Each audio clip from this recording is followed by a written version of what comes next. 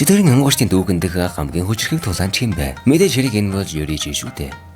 Тэгвэл өнөөдрийн бичлэгээр дүүгэн дэх хамгийн хүчрхэг дайчин Юричи Цугокуныгийн талаар ярих болно. Юричи ба түүний ихэр ах Мижикадзу нар нь Сенгоку үеийн Цугокунийг хавагт мэндэлсэн ба тэднийг азгүйдлийн бэлэг тэмдэг химээж байжээ. Юричи ихээс дөрөвтөө дуухан дээрээ ер бусын мөнгөтэй төрж байсан ба энэ нь түүний эцгийг Юричиг алах тушаал өгөхөд хүргэв. Гэвч түүний ээж ихэд хэлгэн нөхрийгөө зогсоосон байдаг. Эцэст нь тэд Юричиг 10 нас хүрэхтэн цөм рүү явуулан лам болгохоор тохиролцсон юм. Хэдий эцэгийнхэн түүний дуухан дээрх мэнгийг мууёрын бэлэг тэмдэг хэмээн үзэж байсан ч яг үнэндээ Юричид энэхүү мэнгэнд гайхамшигтай биеийн хүч ба амьд биесийг нэвт харах чадвар заяасан байдаг. Юричи Мижикадзу хоёр эхрүүд боловч шалгуур нөхцөл төсч том болж байв. Юричи анханасаа л хамаагүй баг хоол боловсрол хүртэж байсан ба гинийхнээс тусдаа жижиг өрөөнд амьдардаг байв. Тэрээр баг байхдаа ерөөсөө ярьж байгаагүй учраас түүнийг сонсголын бэрхшээлтэй хэмээн бодож байжээ.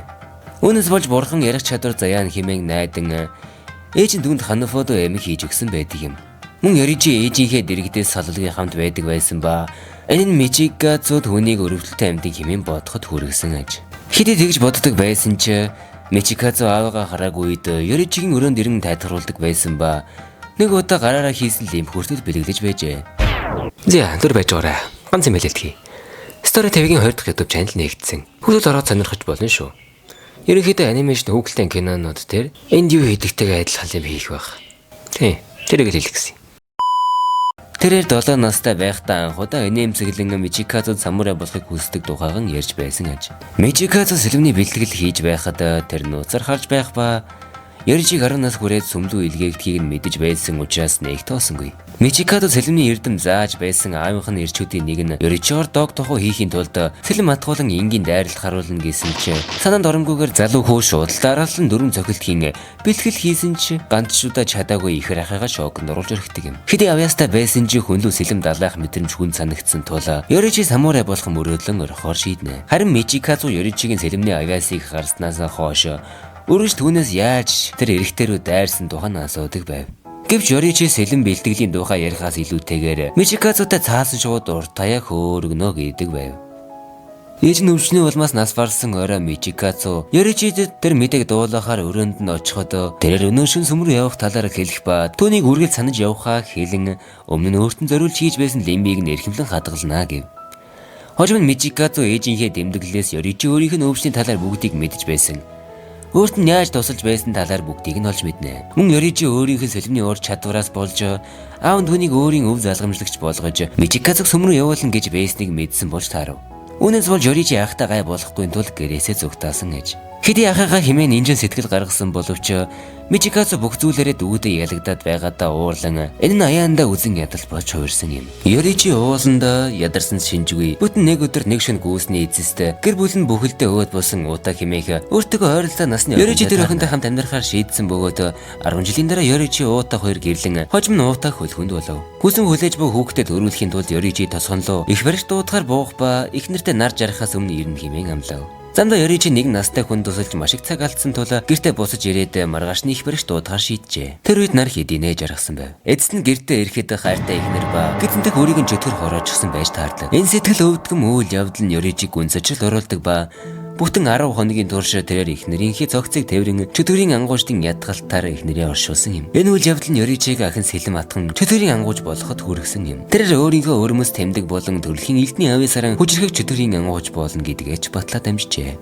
Нэгэн золгийн өдөр чөтгөр самурын гуарын гусдагснаас үлдсэн ганц хүн Мижикадзу байв. Юричи өнөөх чөтгөрийг нь хурууныхаа үзрээр хөнөөж орхих ба ахынхаа нөхдийн үхэл эмгэнэл илэрхийлдэг. Хожим нь маньер нарны амьсгал химээх амьсгалын техникээ бусад ангуучдад зан хүмүүс туслахыг хүсдэг боловч хинч түүний хэм маягийг эзэмшин чадаагүй ээж. Ангуучид өөрсдийн хүч чадал онцлог байдлаа тааруулан өөрчилснөөр салхи, дүл, чулуу аянга гих техникүүд бий болсон бөгөөд эдгээр техникүүдийг гаргуу төгс эзэмсэн чөтгөрийн ангуучдыг хашираа буюу баган гих утгатай цолоор цолгосон юм. Мижикадзу ахынхаа нарны амьсгалыг сурах гэж оролцсон боловч бүтлгүүтэн өөрийн гэсэн амьсгалын техник болох сарны амьсгалыг зохиосон юм. Хэсэг хугацааны дараа Юричиг бүцүүчийн мөсөнтэй таарах ба түүний хэлснээр чөтгөрийн хааны хилэн яг л дэлбэрэхэд бэлэн бодолж би мааг мэт байсан гэдэг. Тэр үед Юричи өөрийгөө түүнтэй тулалдахын тулд төрсөн гэдгээ ухаарч түүнийг устгахаар шийдэх юм.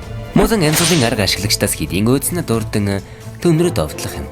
Аз болоход Ёрижи маань түүнээс булдах ба Мусаны ганцаар зохилт амь насанд нь халтай байв. Ёрижи түүний биеийг нэвт харахад бидэнд 7 дэрэг 5 зүрх байх бөгөөд Ёрижи нөгөө дүүлийг нь ганцхан дарилтаар үгүй хийж гинэ. Мусаны дэргэд байх чөтгөр Тамаяо ягаад ч найлан гарцаар харна.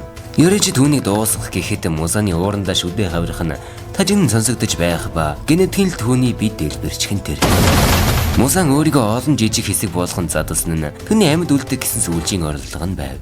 Түүний хуваагдсан 1800 хэсгээс Ёрижи 500 орчмыг нь лусдах бөгөөд үлдсэн 300 хэсгээс түүний бие түлжих боломжтой аж. Энэ Тамаяо түүний амьд үлдсэнд хорсон гараал урсгахч Тамаяо өдөрдөж байсан Мусаны хараал ивдэрсэн байгаа нь тэр. Тамаяо Ёрижид Мусаны тухай бүхнийг хэлж өгөх ба Ёрижиж түүнийг явуулгаж. Энэ үйл явдлын дараа хэсэг чөтгөрийн ангуучид Ёрижигийн дүү чөтгөр болсныг мэдэгдэх бөгөөд Тамаяог зугтаалгасан Мусаныг хөнөж чадаагүй. Мөн дүү нь урвсан зэрэг хэрэгээр түүнийг амиа ягуудахыг шаардаж байсан ч шинээр томлогдсон ангуучдын залуу өдөрдөгч түүнийг амиа авч үлдэн ангуучдын салуунаас гарах боломжийг олгодог юм.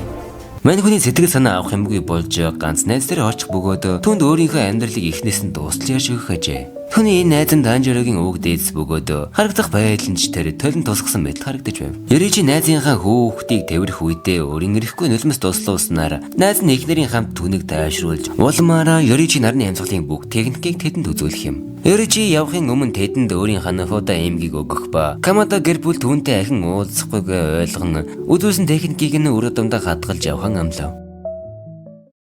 Чөтгөрийн ангуучдын тэмдэгтэй хүмүүс нь 25 нас хүрээд өөд болдогч Ёрижи 80 гартлаа амьдарч чөтгөрөөтэй тулд зарлал байв. Өндөр насалж хараагаа алдсан Ёрижи өөрийн дүү Мичикадзүүдэд таарах бөгөөд түүний дүү одоо Кокушибо гэх нэрийг аван Мусаны дараа орох хүчрэх чөтгөр болжээ.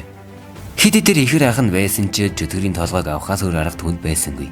Ёрижигийн төвөгшөрсөн төрхөнд төрж байсан Кокушибогийн жигшил Ёрижиг сэлмээ суглах төдийдл айцаар солигдох аж. Хэдий өндөр насыг зоогсон ч тэр урдын хүчрэх дайчин хിവэр байсан бөгөөд Кокушибог хилдээ цугалж амжаагүй байтал хоолойг нь хэрчиж орхив. Чөтгөр болсон ч түүнд дийлдэж буйдаа хэлгэнсэн Кокушибо дараагийн дарилтыг нь хүлээсэн ч тэр нь хизээч ирээгүй юм.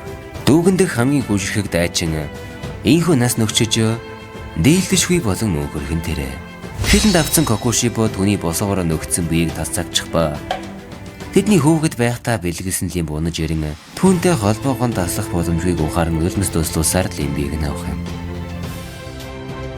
Бичлэг таалагдсан бол лайк болон subscribe төвчөнд дарахаа битгий мартаарай. Мөн дараагийн бичлэгээр юу үзмээр байгаа комент хэсэгт үлдээгээрэй.